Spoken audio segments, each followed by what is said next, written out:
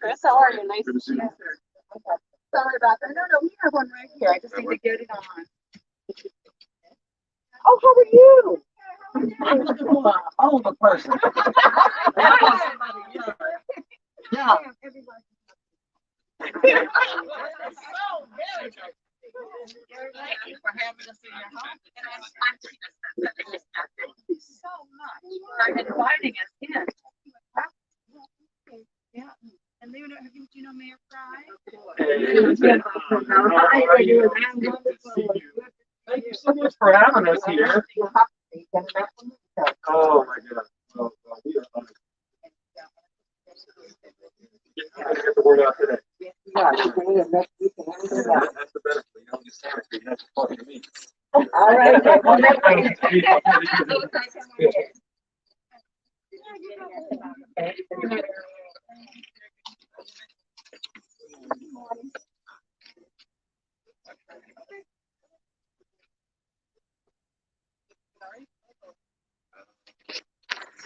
So this is a press conference for the Secretary of HUD, Ann Fudge, and she's here along with the Mayor of Minneapolis. I'll take the mask off for a second here. Here along with the Mayor of Minneapolis, Jacob Frey, and former Mayor of St. Paul, Coleman, Mayor Coleman of St. Paul, and they're talking about a program to help older people stay in their homes. We're at the home of a North Minneapolis resident. Actually, this is about a block from where I live. This is 1429, I think, or 1426 Thomas Avenue North. I live at 12th and Thomas, so 2 blocks away. And a yard full of media.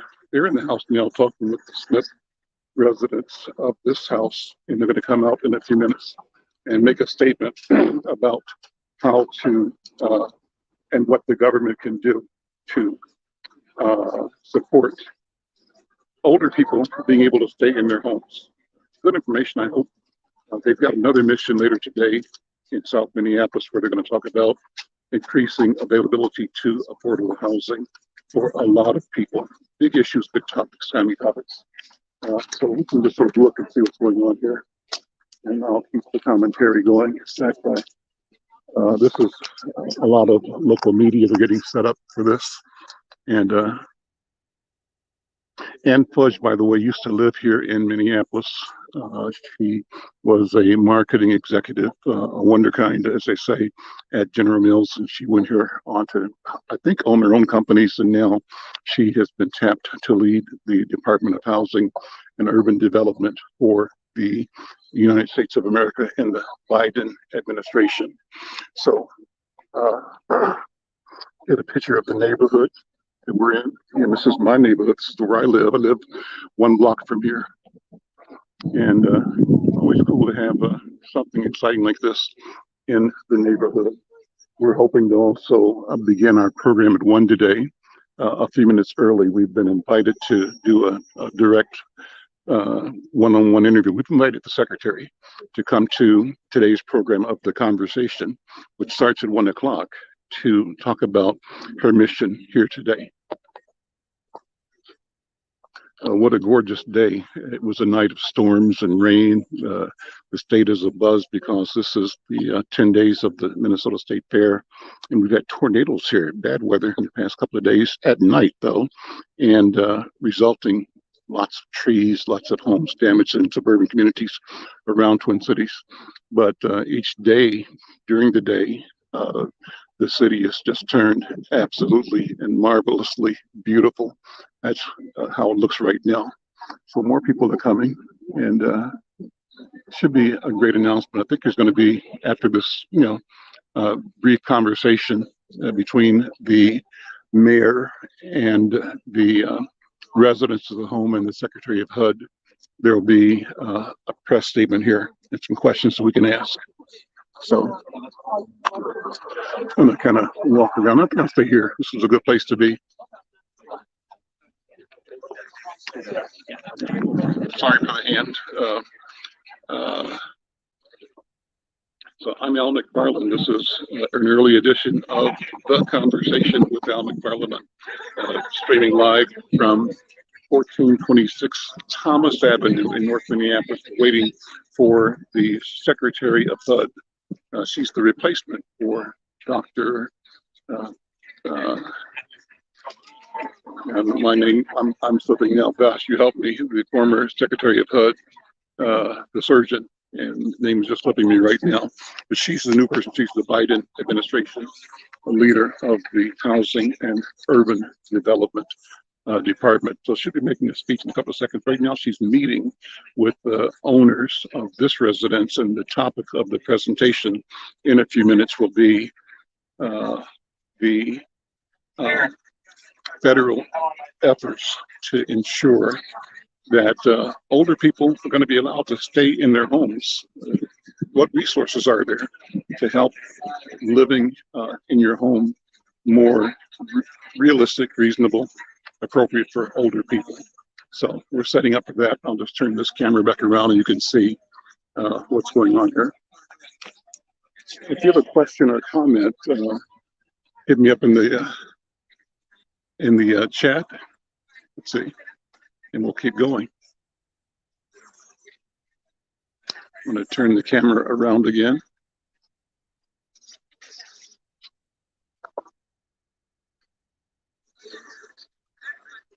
I'm expecting that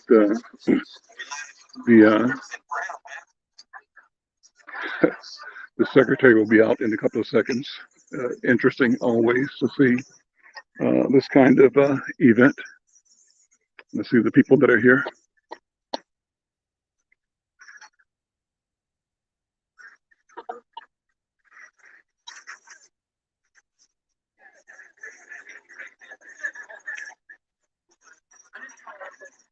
It's obviously a big deal, a lot of big press, and I think especially a big deal is because the secretary has roots, so to speak, in Minnesota, in Minneapolis, so she's intimately aware of the city. She's personally aware of the challenges this neighborhood has faced. North Minneapolis, the near north side, is the center and the seat of Minnesota's Black community. And a block from here on Plymouth Avenue, just to the east of where we are now, is the scene of the riots, rebellions in the 1960s. And it's the scene of a neighborhood that lay in that was abandoned by the city, in effect, for almost 15, 20 years. It's a scene, though, of a community that's restoring itself. It's being restored, and a lot of good things are happening to create a commercial and public service viability in the commercial core of North Minneapolis. The housing community here, I've lived here in this neighborhood since 1973. I moved into my house 2 blocks from here in January of 1973. So I've seen the neighborhood turn over. When I first moved into this community in 1973, it was a neighborhood in transition from white to black. This had been a Jewish neighborhood, and after the riots in 67, 68, and the tension around that, a lot of people who lived here moved out to the suburbs, and bit by bit, homeowners, renters came in. Over a period of time, we found a decline in property values. The classic story of when homeowners left and new people were brought into the community like me, for example. A lot of the services that existed also left. Some of them were displaced by the conflict, the challenges of the rebellion, the street riots in the 60s. But the community has gone from being what it was to the seat of and the largest Black community in Twin Cities. That's being challenged now because some of our suburbs, Brooklyn Center and Brooklyn Park in particular, may have greater numbers of African Americans and Africans in residence. So things are changing. This neighborhood now then is characterized by gentrification. That's the concern of Black residents like me, but there are others like me who are Black who see that gentrification is not a concern, that we need people that have the means to be homeowners and taxpayers, and if those people are not Black, so be it. So there's a discussion. How do we create viable communities in which Black people can live and prosper? And then for some, that's not a question. Their question only is, how do I protect my property value and grow the value of a property? My point is, can't we do both? Can't we, as African Americans, be intentional and planful in creating and maintaining communities that continue to develop and increase in value, to appreciate and value, that are part of the cycle of wealth creation that other communities have experienced? Can't we do that? Can't we use the assets in our homes to grow businesses, to educate our children, to create a public sector that in turn hires our own people to provide goods and services, that creates a process for circulating revenue in our community 4, 5, 6, 7, 8, 9, 10, 15 times, as opposed to the present story where when money hits our paycheck or our bank, it leaves within minutes or hours, never to the benefit of the community, some would say. So we hope that changes. We hope that changes. We're waiting now for the Secretary of HUD, Ann Fudge, former resident of Twin Cities, former marketing executive at General Mills, and then beyond that, other major national corporations, and now the appointee in the Biden administration to be the Secretary of Housing and Urban Development. She's here in Twin Cities. We're here in North Minneapolis, my neighborhood. She's going to talk in a couple of minutes, along with the Mayor of Minneapolis, Jacob Frey, along with our Senator Tina Smith, and along with the former mayor of St. Paul, Chris Coleman, who now heads the Habitat for Humanity. They're going to all talk about housing opportunity. This morning's conversation in particular is about housing, plans to keep older people in their homes. In the afternoon, they're talking about plans to build affordable housing for people of color. I'm Al McFarland. Stay tuned. This is the Conversation with Al McFarland, a special edition. Join us again at 1, when we hope to begin the program a few minutes early with an interview with the Secretary as well. I'm going to turn the camera around now to watch what's going on. I'm Al. Okay. Great. And what's your name again? Shante, you're on camera here. We're live on Facebook. Thank you. How you doing? Thank you for being here. Yeah, thanks. Okay. Excuse me. There was a young man in the Secretary of Housing.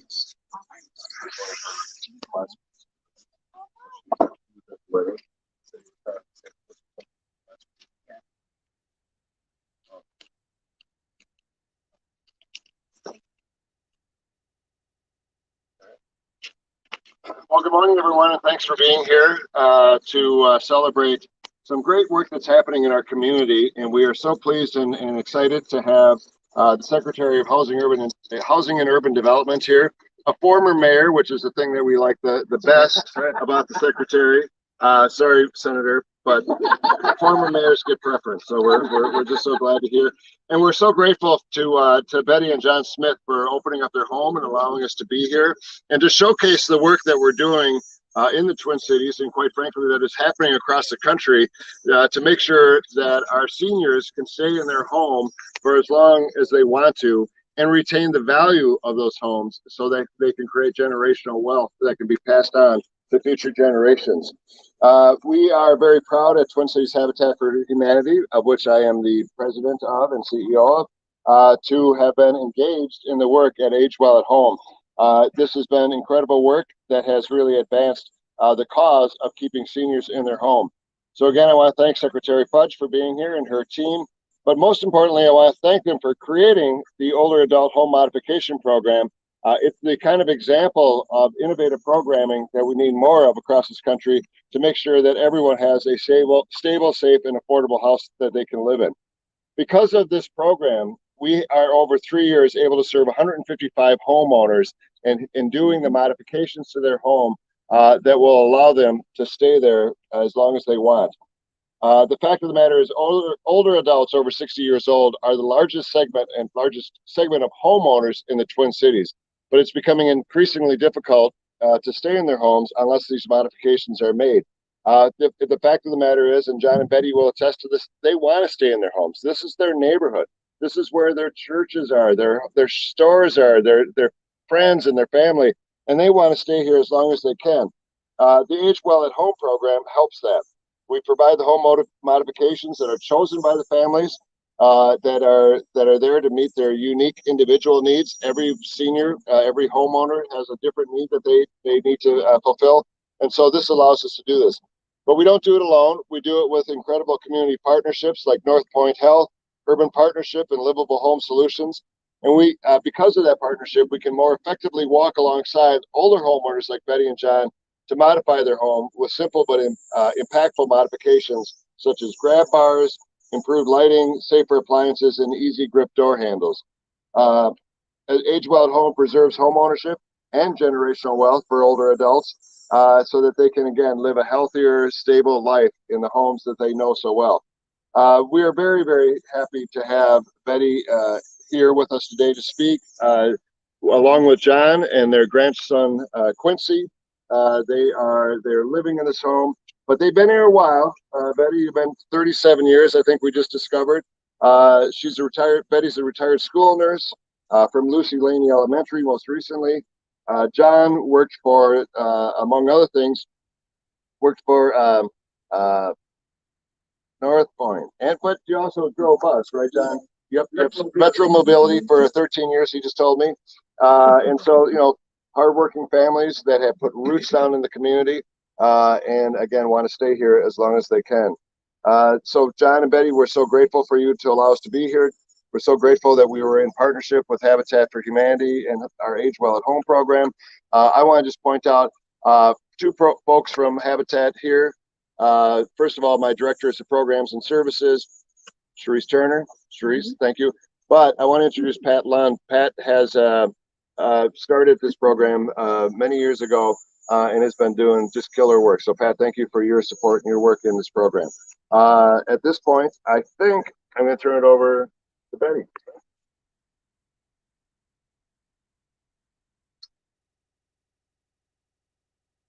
And the best thing I can tell everyone, anyone you know that's not able to stay in their own home or at a place that what is required to afford a lot of these books that is done in my home. I need electrical work, I need my furniture, this cabinet prepared, I definitely need the grab bars, the restriction, the bathroom, the executive return, my plug protectors, and all of that was taken care of. Just a phone call and some paperwork. So what I would say to everyone watching, get the council, get the help, fill out the forms, do the calling, start with North Point, with Peggy, and go from there. There's no excuse for you not to have the things that you need taken care of. Yes, I was hesitant. Get an electrician in my house, I can't afford that, let alone an appliance. Reach out to the Habitat, reach out to HUD, reach out to everybody, reach out to your neighbors. Maybe they know something. So you can get the things that we need in our home to make life livable. I got everything. I have a problem with mobility sometimes. I got a scooter, one of those little things to get me around in my kitchen so I can still do things, and which is much better than scooting around on the floor. The smoke detectors I had not even thought of, but sure enough, if a fire would break out, and because we hadn't gotten that in, we would not wake up. It's so nice to be able to take a bath and not worry about falling. Or how am I going to get out of the bathtub? And it's so nice to flip a switch in my house and my lights come on because they fix the electrical part of it. But my biggest thing is that we were in need of a refrigerator. I have an older one. And not only did I get a new one, I got a modern one. So we can actually get in and out of it, getting our food and anything that we need to do. And so all I can say is, use the phone call, start with 411, 911, your neighbor, anyone. It's just about opening up and saying, I need. Because we deserve it. We work, we're seniors, we put back into the community, we've given back to people. Now it's time to enjoy what's out there for us. All right. Well said, Betty. Well said, Betty. I don't think anybody can say it better than Betty Smith. Betty and John, we're so honored to be here at your absolutely beautiful home. And about a month ago, I was out in DC meeting with the Deputy Secretary Todman. And one of the things that we mentioned is, wouldn't it be great if we got Secretary Fudge out here in Minneapolis to highlight the extraordinary work that HUD is already doing, even more great work that's to come. And we could brag a little bit about the transformational housing work that's taking place right here in Minneapolis. And lo and behold, Secretary Fudge, you're here. We are thrilled with the partnership. We are thrilled with the work that HUD has been doing on a daily basis. And it's highlighted in real and tangible form right behind us. Minneapolis and the Twin Cities in general, we do partnerships. We do partnerships better than anyone. In fact, we do it so much, it's almost obnoxious. And when you're working with partners like Habitat for Humanity, when you're working with an extraordinary senator in Tina Smith, and you're working with our partners across the river in St. Paul, we do things lockstep. We do them together, and because of that, we get better results. And the results speak for themselves. In Minneapolis, we have been putting up about 4 times the number of low-income houses that we previously did. We've invested more on a per capita basis than almost any city in the country for those first several years there. And we want to double down more and more because we believe that housing is a right.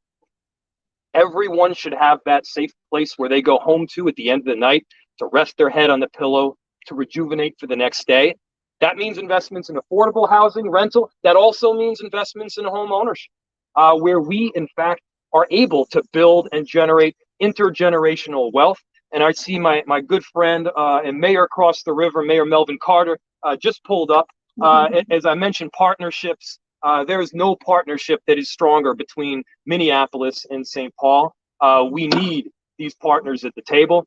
And I think we're getting results right now. And so, you know, I understand, Secretary, that you're going to be going down to South Minneapolis later today to visit a number of other sites in the area of public housing, which is an area where we need investment, where we need help, and our residents are demanding it. But this is just a great honor to be here at this extraordinary place. You know, as I mentioned, Minneapolis has been leading the way on transformation in housing. We did it with our comprehensive plan, which got rid of single-family exclusive zoning so that you can have affordable housing regardless of what area of the city you live in. We did that with our Stable Homes, Stable Schools program, which is prioritizing young people in our public school system to make sure that they can live within the vicinity of their home and they don't get displaced. And we're doing that right here with the Home Mod program that is enabling people that love the neighborhood to age in place. These, if you could write a description of the neighbors that you want, Betty and John, their photo would be right there in the dictionary. So again, we're so honored to have all these partners here. Secretary Fudge, we're honored to have your presence here in the Twin Cities in Minneapolis. And you know, we need assistance and we need help and we need partnerships at the federal level. Tina Smith, our senator, has been delivering so consistently. We've got a whole bunch of mayors, former mayors, and people involved with cities here, from Mayor Melvin Carter, Secretary Fudge, who was formerly a mayor, Chris Coleman, formerly mayor, and Senator Tina Smith, who was a chief of staff to a mayor as well. So we know what we're talking about here with respect to what cities need, and Tina definitely knows it. Senator. Thank you so much, Mayor. Well, this is great. Thank you, Mayor Frey. It's great to have Mayor Carter here. Now, I want you to know, Mayor Frey said nice things about you even before you got here. I did. Even before you got here. But he shut down the border. Yeah. Really grateful for Twin Cities Habitat for Humanity and Chris Coleman, former Mayor Coleman, all the partners here today, Urban Partnership, Livable Home Solutions, and of course the incredible North Point. And I am so glad to be here today to welcome Secretary Fudge to Minneapolis, my hometown, and Minnesota, to announce this $15 million notice of funding opportunity for the Older Adult Home Modification Program, which is going to help thousands of seniors and folks living with disabilities stay in their homes and in their communities. Secretary Fudge is going to tell you a little bit more about this, but I want to just root us in this place right now. We are on the front doorstep of Betty and John Smith. Thank you so much for welcoming us. We are in the Willard Hay neighborhood on the north side of Minneapolis. This community is so full of assets. It's such a powerful community. And what we wanted to do is to work for many generations of families as the Smiths did, and to be able to stay in this house. But of course, a house that works when you're 30 doesn't work the same way when you're 70 or 80. You need things to be improved. And that's exactly what this older adult home modification program is doing. As you have heard, make it so that you can get in and out of the bathtub without having to worry about slip and falling, that the refrigerator is a modern refrigerator so you can stay. And what this does is it creates a way for us to fulfill the dream that everybody should have a safe and affordable and comfortable and nurturing place to live. That is exactly what's being accomplished here. I am so grateful for the leadership arrayed here today on this doorstep. You know, I serve on the Banking and Housing Committee in the Senate, and I am chair of the subcommittee on housing. So I see in my work every day the dramatic shortage that we have of affordable places for folks to live, not only in Minneapolis and in Minnesota, but all over the country. So I am so grateful to the Biden-Harris administration and Secretary Fudge for their leadership here, and also very grateful for Mayor Frey and his consistent focus on creating more housing options for people in these amazing communities. We're going to see more of that today. And I am just so grateful for the powerhouse that is Twin Cities Habitat for all of the work that you do all the time to help to expand opportunities for home ownership in our community. We have already seen the benefit of the older adult homes modification program. Last year, the Twin Cities Habitat was able to turn these dollars into opportunities for families to stay in their homes. So now it is my great pleasure to introduce to you the United States Secretary of the Department of Housing and Urban Development, Secretary Marcia Fudge. Secretary Fudge was confirmed with bipartisan support to this vitally important role, and she is the first African-American woman to serve as Secretary of HUD since 1979, I believe it is.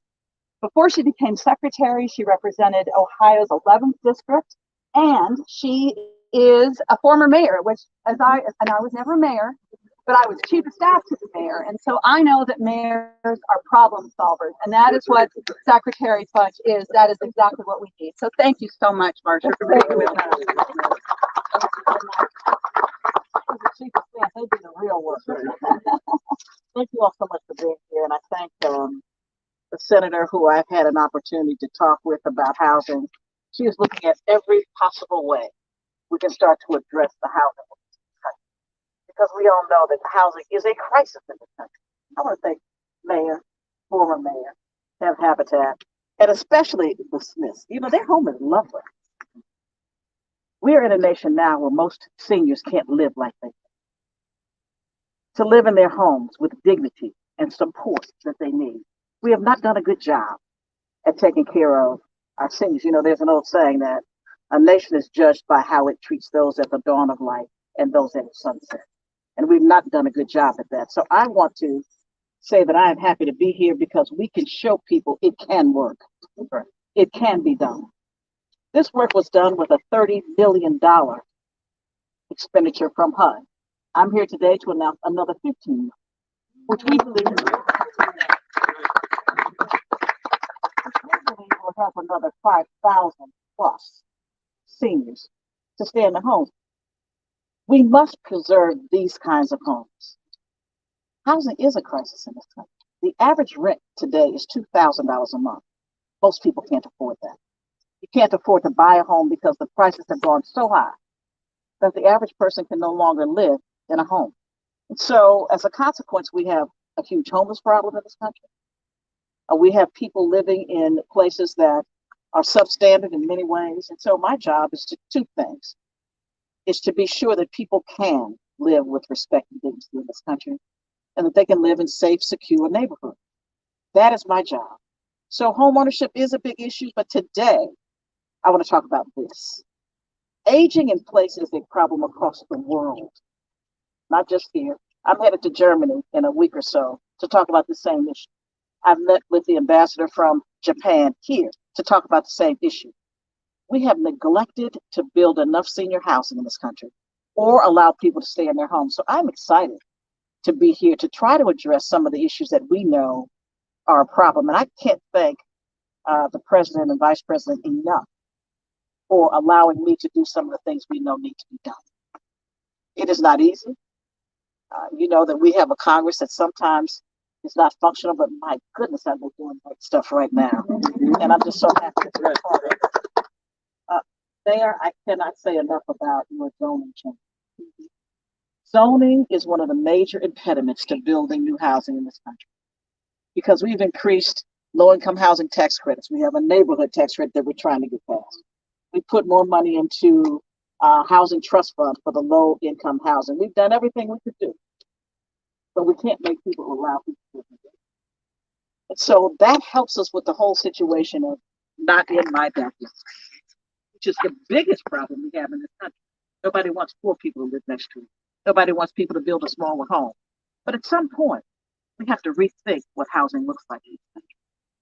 Everybody doesn't need 2 or 3 acres or mega mansions. We need people to be able to live in a place that is welcoming and gives them opportunity. So I'm really, really happy to be here with you all today. Thank you so much, Mayor Carter, for coming to join us. I'm going to try to get over your city and so, but I thank you all so much. And we are open for questions if you have. Or for anyone. You want to say hi? Come on, say hi.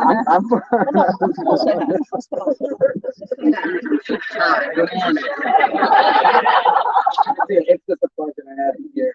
And you're so right. You know, we have in St. Paul and Minneapolis across our country, we have elders, our grandparents, uncles, those who served our community as police officers and as teachers and as community members in our trades. Who need an opportunity to age with dignity and right in our community. And the opportunity, the ability, as you said, we haven't built enough senior housing in our community, but to create housing for people right at home is an incredible opportunity for us. And I'll tell you, I know I speak on behalf of all the mayors who are here when I say to be able to do this work at this time in a partnership with a strong partner in our federal government is the difference for all of us. So Thank you. Madam Secretary, is that money you talked about, the 30 and 15 million, is that just for Minneapolis or? No. Okay. So this is 30 million nationally, another 15 million. actually, that doesn't sound like a lot of money. It doesn't, but when you think about the fact that we probably will do 20,000 houses, it is a lot.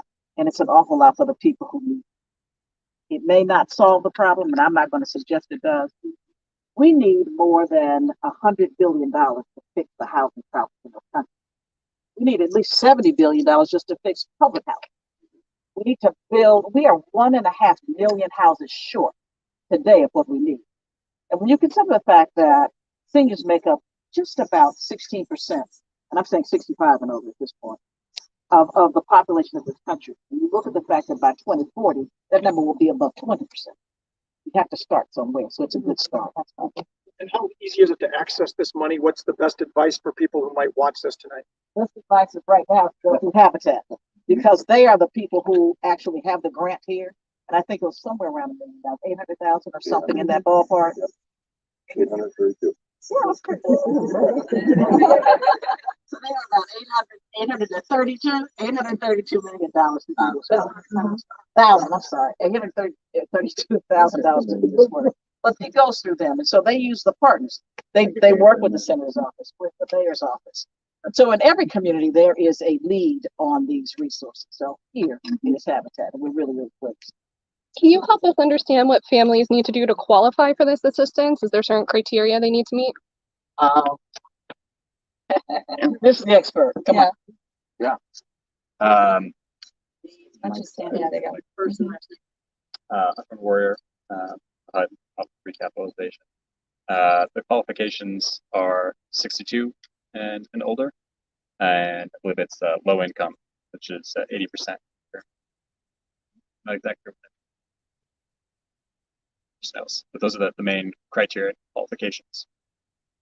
Can I just add one thing here? I think there's two things that are really important about what you just heard. One is that these resources are targeted where they're needed the most, and that's really important. The second thing is that HUD and the federal government are working through trusted local partners to get these dollars out. So we're not creating a whole new level of federal bureaucracy to get this done. We're working through trusted local partners, and that I know, as Secretary Fudge knows, is just really important in order to be as efficient as possible in getting these dollars where they need to get as quickly as possible. Mayor says it's about $85,000 in this area. That's 80% of the median income is about $85,000 for a family of four. Mayor Coleman, a quick question for you before we ask Betty a question. How much can it cost for a house like this to put in the safety bars and maybe a ramp? Do you know, like on average, what it can cost for a house? Yes, but I'm going to let the expert tell you. Pat, come on up. Pat's been leading this program. Here you go, Pat. We can do a lot of work without a lot of money, and we're able to leverage the money to do a whole lot of things with our partner. And so it costs about $2,500 per project to serve a family like Betty and John. So that's why you can get through so many homes nationally.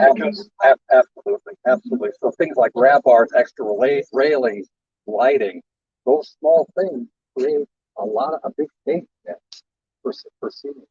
Especially when you're getting up at night and you're navigating, whether it's the bathroom and the kitchen, the bedroom, those small things really help. Your first and last name? Pat Lund. L-U-N-D. Thank you. Smith want to say something else. Yes. The qualifications are being in need. If you're in need, you will call. The resources are out here. You start anywhere.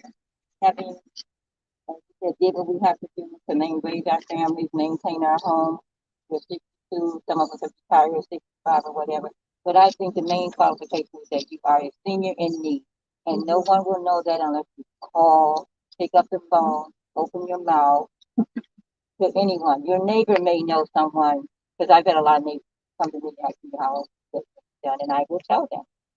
So the best thing I can say to anyone is you have to open your mouth. No one knows that you need lighting or grab bar, or so you can enjoy the bathtub again or the shower. No one needs to know that your appliances are failing and you're trying to figure out how you're going to get the money for it when we have resources right here. It's just about qualification. You are in need and you are a senior. And it's just a phone call away, or talk to your neighbor, or it's in the papers, fill out applications. If you can't fill them out, I'm sure when you call the agency, they will get someone to help you. The resources out here, all you got to do is ask. Betty, We have time for one more question. We know from a practical standpoint why this is so important, but just personally, why is it so important for you and John to be able to stay in your I raised my children, I raised my grandson at this home. And I don't want him to come home and find that I called him, because that was a big deal. I don't want him to come home. Have to figure out, that was our biggest thing. I do not want him to come home. Not that I want to call, but I would hate for my grandson to come in anywhere and find his grandfather and myself on the floor that he's falling, or stuck in the bathtub all day because I couldn't get out. And with all of those modifications, I'm able to stay here. I'm happy. I'm still here. Know my neighbors and can help with that. So the biggest thing is that I feel safer now in my home. I can come out, walker, and do my yard work, because I like to do that. And I can come out and sit down and not worry about falling, because they provided me a stable appliance. Thank you.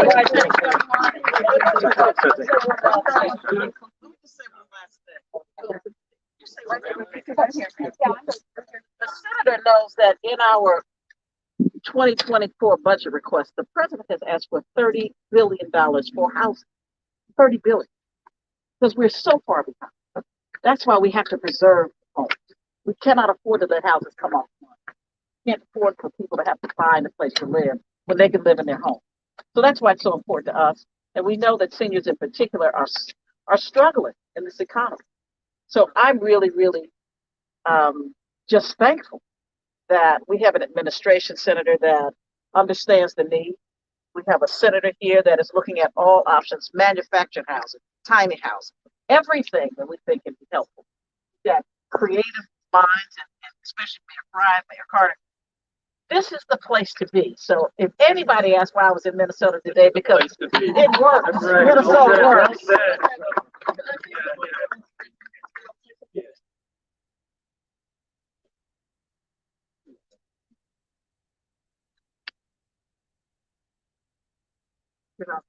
Good morning.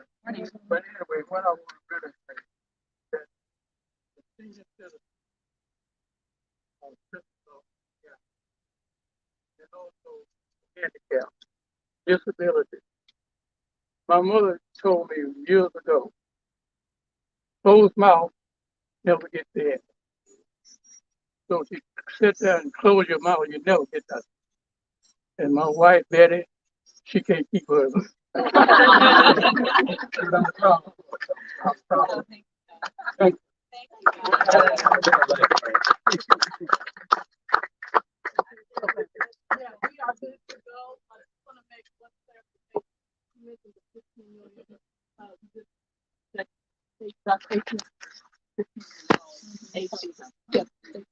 why I have all these people with me. And so just want to know, thank you for coming. We have a few panelists, others want to come in. Sorry for that. But the press conference is closing, and pretty interesting. It's nice to hear the secretary, her team, the mayors talk. I have a correction to make. I started off making reference to Ann Fudge, my mistake. So I am correcting the fact that I had mistakenly indicated that the secretary was Ann Fudge. It's not. It's Marcia Fudge, and I think I want to make clear that the secretary of HUD is a former Ohio legislator, Marcia Fudge, not Ann Fudge, as I had mentioned. I apologize to her and to you, the viewer, for having made that mistake. Otherwise, this has been a wonderful program, a wonderful interview. And thank you for checking it out. We'll talk to you and to the secretary again at about 1 o'clock today. Actually, 10 minutes to 1, we're going to do a one-on-one interview at the conversation with Al McFarland. Signing out for now, this is Al McFarland in North Minneapolis.